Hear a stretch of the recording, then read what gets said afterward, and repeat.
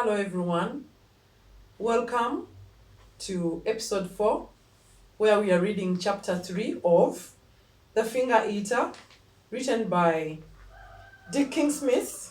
I hope you are enjoying the story. We last read when Gudrun had been told about Ulf. So let's see what happens in chapter 3.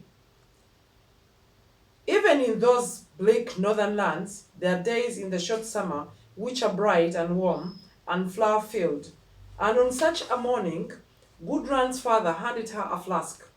It was made of reindeer skin, topped with a cork made out of reindeer horn, and filled with fresh, rich reindeer milk.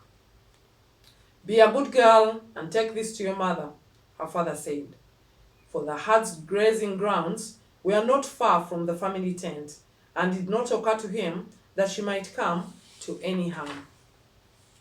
Gudrun set off across the hill, carrying the flask in her right hand. Before she had gone far, she saw in a steep bank a large hole. Could that be the home of one of the hill folks? She thought. And no sooner had she thought it than out of the hole came a hump-batched, bow-legged figure with a frog face and bat ears. Straight towards her he came, his mouth agape in a friendly smile, his hand outstretched. "How do you do?" he said politely. The finger eater thought Gudrun, and she remembered her parents' advice to put her hands in her pocket and run. "But I will not," she said to herself bravely, "for now may be my only chance to make the finger eater see how wrong it is to eat fingers." So she stood her ground. Snip, snip, crunch, crunch. "Oh, the finger eater. I'm sorry," she said, "but I cannot shake your hand because I'm holding this flask of milk." "You could always hold it with your other hand," said Ulf. "I could," said Gudrun, "but I won't. I've heard of you, you see. You are Ulf, the finger eater." "Well, well," said Ulf, passing his tongue across his razor-sharp teeth. "And what is your name, little girl?" "It's Gudrun." "Now let me tell you, Ulf, eating fingers is wrong." "A clever little miss," thought Ulf.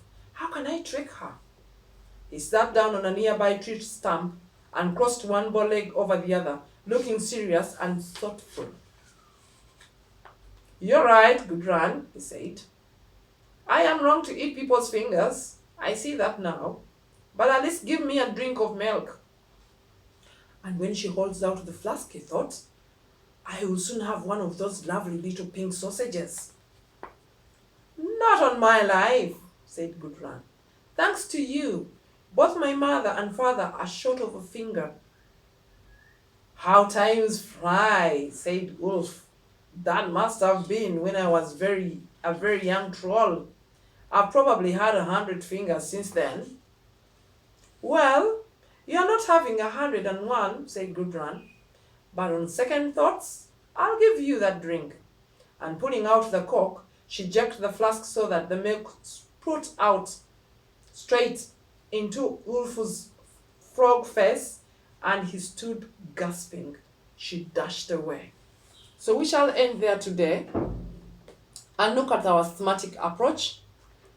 English, we find the new words, find their meanings, look at the opposites, use them in a sentence.